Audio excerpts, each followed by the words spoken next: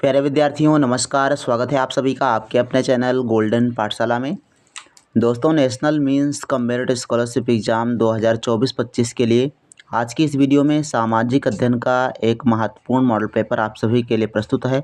Video को last तक ज़रूर देखिएगा। साथ ही चैनल पर नए हों तो चैनल को सब्सक्राइब कर लीजिए ताकि हर वीडियो आप तक पहुँचती रहे। तो प्यारे विद्यार्थियों, इस प्रश्न पत्र में लिए गए सभी प्रश्न आपकी परीक्षा की दृष्टि से बेहद इम्पोर्टेंट हैं। आप इसको ज़रूर पढ़ के जाइए। जो भी प्रश्न आपको नहीं आता है उसको आप कॉपी पर नोट कर लीजिएगा। तो आइए देखते हैं। पहला प्रश्न 36 नंबर दिया गया है। मोहनडम एंग्लो ओरिएंटल कॉलेज का परिवर्तन कौन से विश्वविद्यालय में हुआ था? बनारस हिंदू विश्वविद्यालय, अलीगढ़ मुस्लिम विश्वविद्यालय, मोहनडम लिटरेरी सोसाइटी या फिर पतित पावन मंदिर। तो इसका बच्चों सही आंसर हो जाएगा ऑप्शन नंबर 2, अलीगढ़ मुस्लिम विश्वविद्यालय। दूसरा ऑप्शन आपका सही जवाब है। 37 नंबर प्रश्न है, किस वर्ष दादा भाई फाल्के भारतीय फिल्म इंडस्ट्री की नींव रखी गई थी? 1913, 1915, 1917 या 1919? यदि आपको क्वेश्चन का आंसर आता है तो आप सभी लोग कमेंट सेक्शन में लिखते हुए जरूर चलिएगा।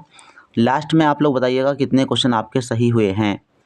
तो इसका सही आंसर हो जाएगा ऑप्शन नंबर फर्स्ट, 1913 ईस्वी में दादा भाई फाल्के फिल्म इंडस्ट्री की स्थापना की गई थी। 38 नंबर प्रश्न है, आई-टेक के प्रथम अधिवेशन के अध्यक्ष कौन थे? ऑप्शंस आपके पास दिए गए हैं। इसका सही आंसर बच्चों है लाला लाजपत राय। इन्होंने ही जो है अखिल भारतीय ट्रेड यूनियन की स्थापना की थी और ये आई-टेक का फुल फॉर्म होता है और ये पहले अध्यक्ष थे। इसके बाद बच्चों यहाँ पर जो आपके नीचे दिए गए हैं ये अंग्रेजी में दिया गया है, आप इसको पढ़ सकते हैं जो भी बच्चे इंग्लिश मीडियम से हैं। नेक्स्ट क्वेश्चन की बात करते हैं। 39 नंबर, निम्न में से कौन सा प्रदेश पुर्तगाली अमल में था, अर्थात पुर्तगालियों के संरक्षण में था? यमन, माहे, दमन या चंद्रनगर? तो 3 आपका ऑप्शन सही हो जाएगा। दमन जो था ये पुर्तगालियों के अमल में था, अर्थात पुर्तगालियों के कब्जे में था। 40 नंबर प्रश्न जो है चित्राधारित प्रश्न है। दिया गया है कि चित्र में दर्शाई गई व्यक्ति से संबंधित विकल्प चुनिए। तो इसमें जो ऑप्शन आपका सही होगा ये विश्वविख्यात चित्रकार थे। दूसरा ऑप्शन आपका सही आंसर हो जाएगा।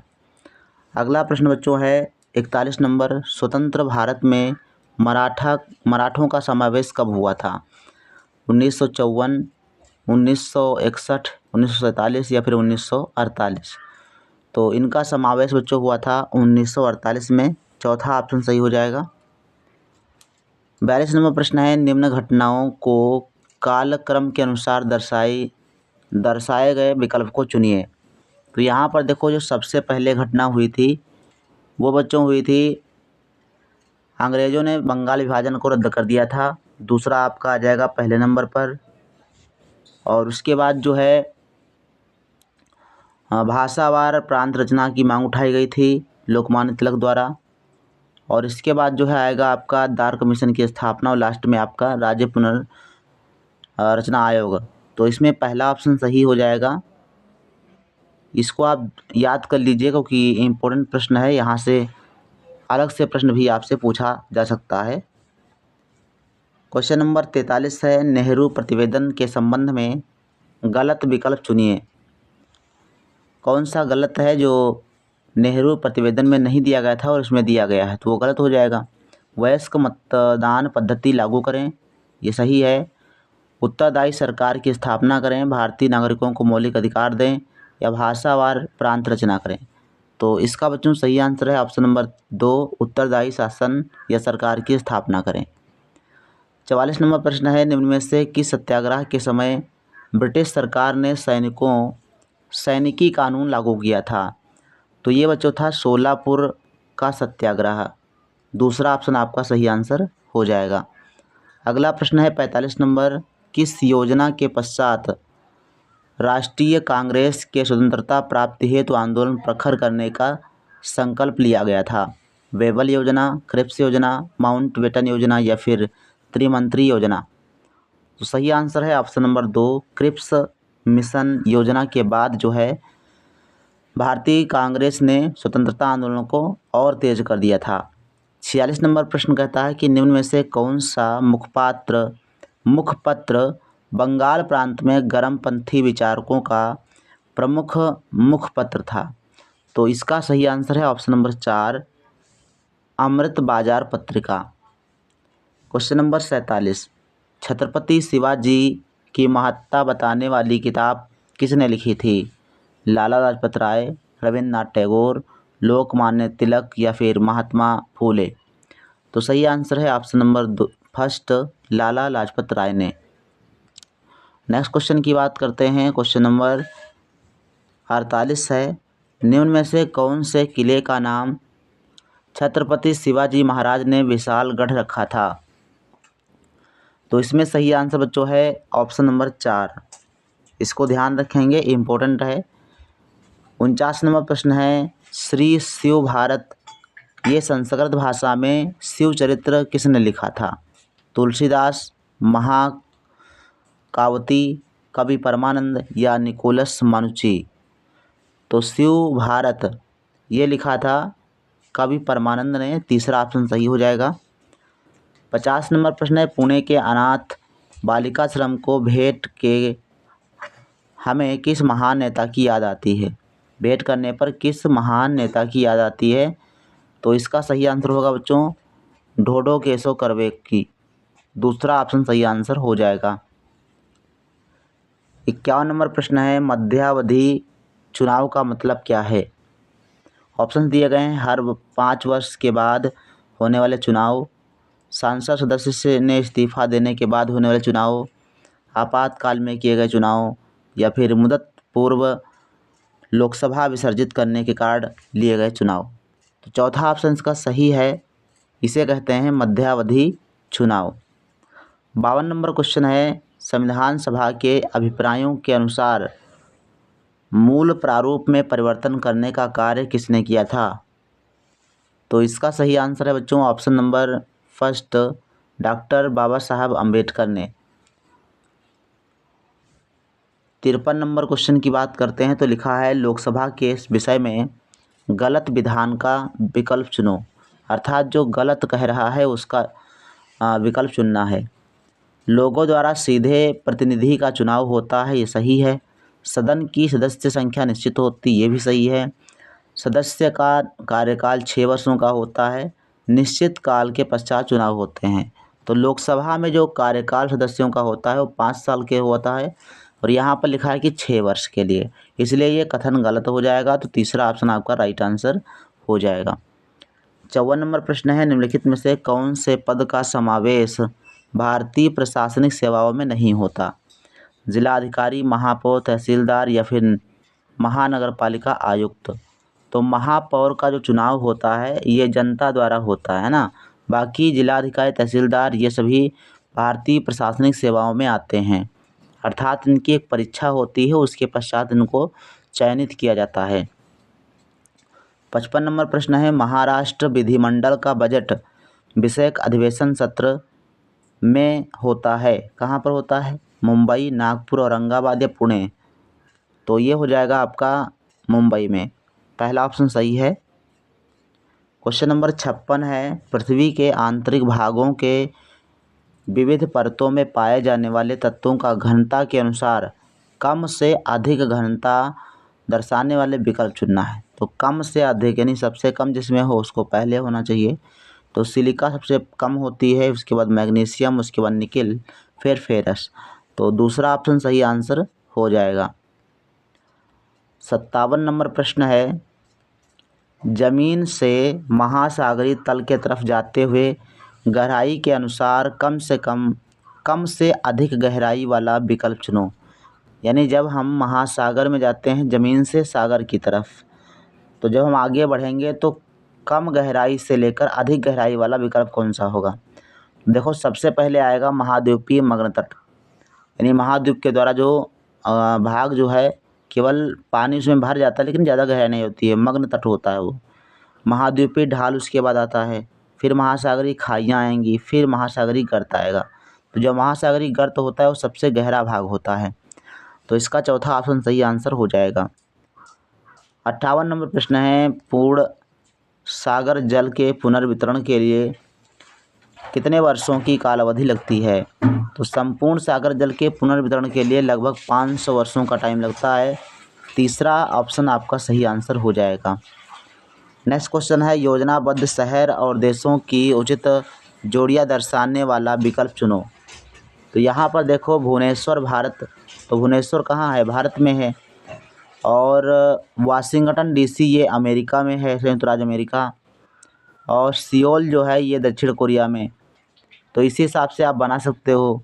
देखो 3 का बी और 4 का ए, 3 का बी 4 का ए किस में है? 3 का बी 4 का ए देखो चौथे ऑप्शन में दिया गया है।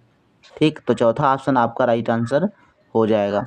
60 नंबर प्रश्न है, महाराष्ट्र राज्य सरकार ने किस दिन महाराष्ट्र राज्य औद्योगिक विकास निगम की स्थापना की थी? ऑप्शंस आपके पास दिए गए हैं, सही आंसर आप कमेंट सेक्शन में लिख सकते हो। इसका बच्चों सही जवाब है ऑप्शन नंबर 2, 1 अगस्त 1962 ईस्वी को महाराष्ट्र राज्य औद्योगिक विकास निगम की स्थापना की गई थी।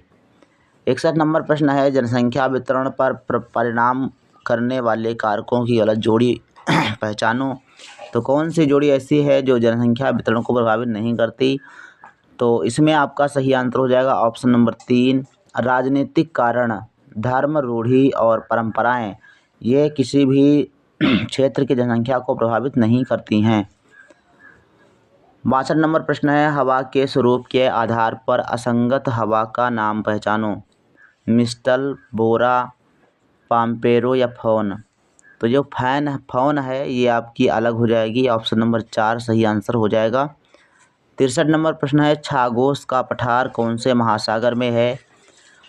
तो इसका सही आंसर हो जाएगा ऑप्शन नंबर 3, हिंद महासागर में स्थित है छागोस का पठार। 64 नंबर प्रश्न है, गलत विधान पहचानो, अर्थात गलत कथन को देखना है। यहाँ पर जो गलत कथन जो दिया गया है वो चौथा ऑप्शन दिया गया है, इसको आप ध्यान से पढ़ लीजिए।